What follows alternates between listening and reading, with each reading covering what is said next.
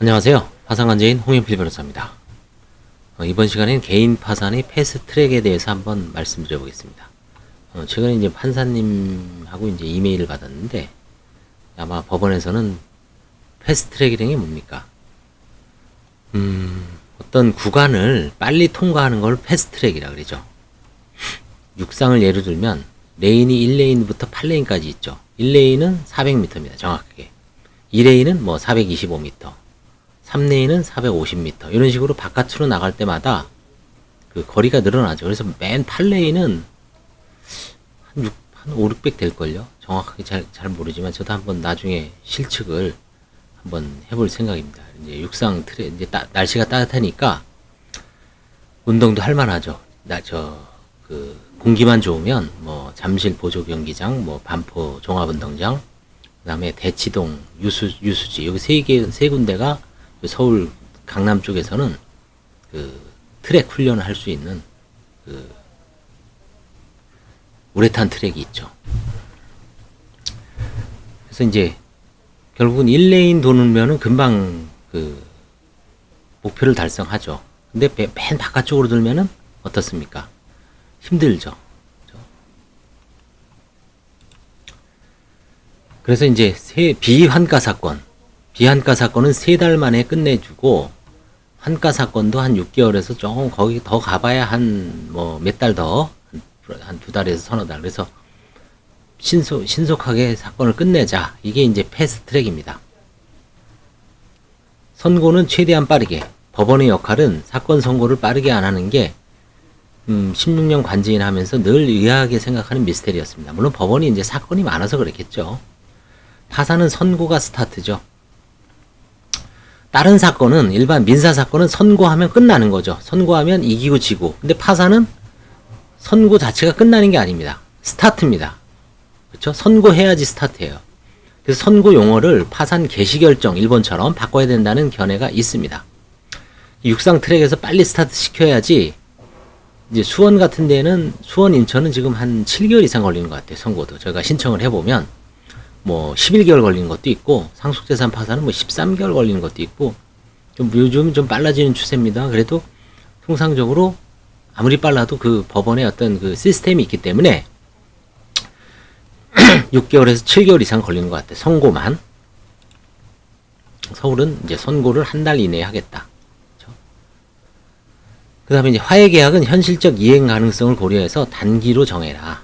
그렇죠? 화해계약을 너무 장기로 하면 결국은 이거는 이제 금액을 대폭 깎아주면은 금방 마련하죠. 1000 할 거 500 하고 500 할 거 250 하면은 누가 못 하겠습니까? 근데 또 채권자의 이익이 있기 때문에 채권자 측에서도 또 문제 삼을 수 있기 때문에 함부로 못하는 측면도 있죠. 다만 이제 이행 과정에서 불가피한 사정이 있으면 감면을 고려해라. 그렇죠? 마라톤도 뛰다가 퍼지면 차량에 태워서 이제 회수 차량에 탑승시키죠. 그렇죠? 그래서 뭔가 좀 화해 계약을 이행을 제대로 못하는 게 뭐 좀 불가피한 사정이 있겠죠. 중간에 뭐 실직을 하거나 영업이 안 되거나 뭐 장애가 생겼다거나, 그렇죠?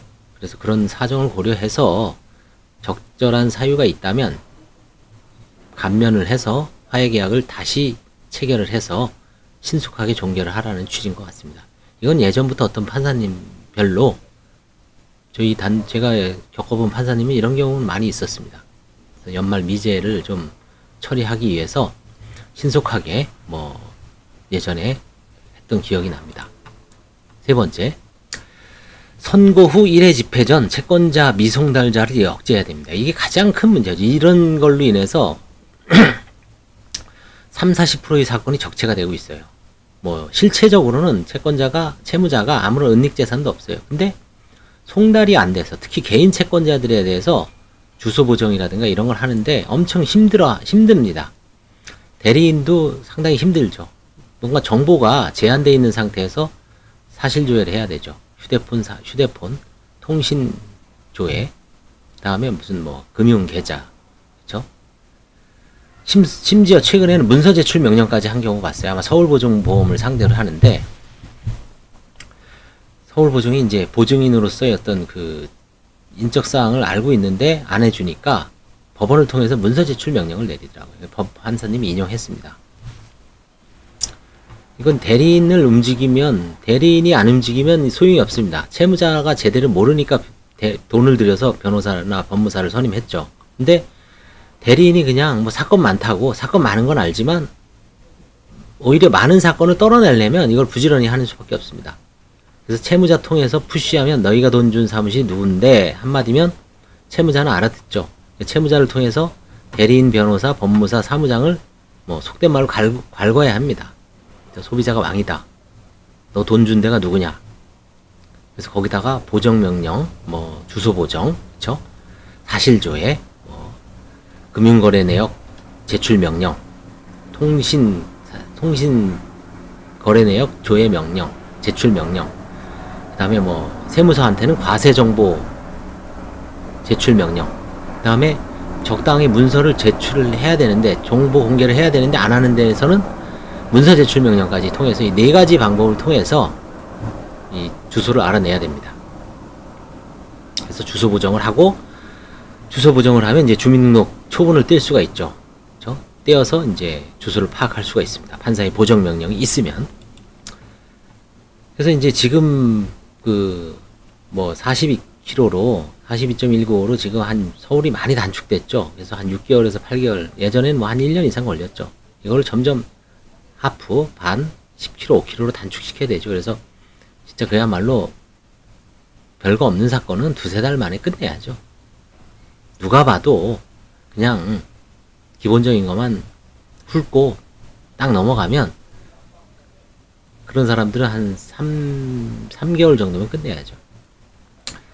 그리고 채무자들도 유튜브를 통해서 사전에 파산 법률 상식을 많이 알고 있습니다, 지금은.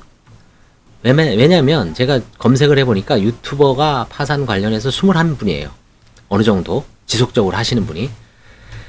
구독자도 많은 분은 한 2만 명 넘는 분이 있고, 적어도 뭐 저는 구독자는 많지 않죠. 뭐 제가 유튜브 뭐 이런 재밌게 하는 자질이 없어서 그냥 기본적인 것만 하기 때문에 한 2,300, 10배 이상 차이 나지만, 뭐 이제 그 콘텐츠는 제각각이죠. 저는 이제 주로 이제 관제인 경험이 있으니까 관제인 경험에서 우러나오는 이것저것 신청 대리인한테 도움을 줄 수 있고, 관제인한테 도움을 줄 수 있고, 관제인이 보조인이 도움을 받을 수도 있고, 사무장이 도움을 받을 수 있고, 법무사가 도움을 받을 수 있고, 뭐 신입 변호사 아니면 파산을 좀 알고자 하는 일반 변호사가 파산에 대해서 좀 접근할 때 뭐 이걸 보면 조금이나마 좀 쉽게 접근할 수가 있죠. 웬만한 컨텐츠가 다 노출되어 있죠. 뭐 제가 지금 한 2,300개 했지만 다 재생 목록을 분야별로 해놔서 사실은 뭐 한 20몇 개 정도 되죠. 그래서 그 중에 내가 알고 싶은 것만 보면 됩니다. 아니, 난 보험에 대해서만 보고 싶다. 그럼 보험 치면은 보험에 대해서 한 5, 60개 나오죠. 아니, 나는 뭐 부동산에 대해서만 알고 싶다. 나는 상속 협의 분할만 알고 싶다. 그죠? 상속만 알고 싶다. 상속재산 파산만 알고 싶다. 그죠? 나는 관제인의 최신 경향, 홍모 변호사가 파산 관제인으로서 하고 있는 뭔가 최근에 문제되는 사건에 대한 추이만 알고 싶다. 그죠? 제각각 뭐 분류해놨죠. 그쵸? 굳이 2,300개를 다 헤맬 필요가 없죠. 검색이라든가 재생 목록을 잘 활용을 해놓으면 분류해 놓는 거죠. 도서관처럼. 그쵸? 뭐 어떤 분은 뭐 2,000개 다 보신 분도 있다고 하는데, 그쵸?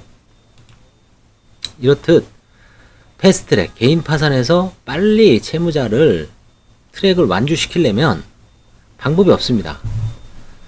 마라톤을 비유하자면 마라톤 풀코스를 3시간 내에 뛰는 사람도 있고, 뭐 세계 최고기는 2시간이죠. 2시간에 뛰는 분, 우리 그런 사람 말고 일반인들도 한 3시간에서 4시간, 조금 뭐 그 정도 범위 내에서 뛰죠. 3시간대 뛰시는 분, 4시간대 뛰시는 분. 그럼 결국은 채무자가 본인도 체력을 향상시켜야죠. 그렇죠? 많은 법률 교육도 받고, 그렇죠? 법률 교육이라기보다도 파산에 대해서 뭔가 이게 왜 내가 빨리 안 된다는 거 이해해야 돼요. 무조건 그냥 뭐 관제인 원망하고 판사 원망하고 자기 대리인 누가 일을 제대로 안 해서, 아니 무슨 문제 때문에 내 사건이 꼬이고 장기화되고 질퍽거리는지를 알아야죠. 그걸 모르고 그냥 무조건 남 탓하고, 그쵸? 해봐야 변하는 건 없습니다. 그래서 정확하게 알고 있어야 돼요. 이 패스트트랙 세 가지는 결국 모든 요소에 있는 그 질기적거리는 거를 법원도 반성을 하는 거죠. 아, 왜 한 달 이내에 선고를 하자. 그쵸? 파산 신청서를 본안소송 심리하듯이 세밀하게 봐봐야 특별한 의미가 있는 게 아닙니다. 기본적으로 판사들은 기록을 열심히 읽기 때문에 쭉 보면 알죠.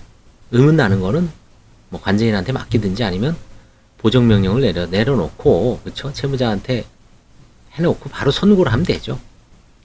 그럼 관제인한테 인계하면 그 한 달 이내에 안 되겠어요? 지금 법원 판사가 몇 명인데, 투입된 판사가 서울회생법원만 개인 파산에 투입된 판사가, 그렇죠?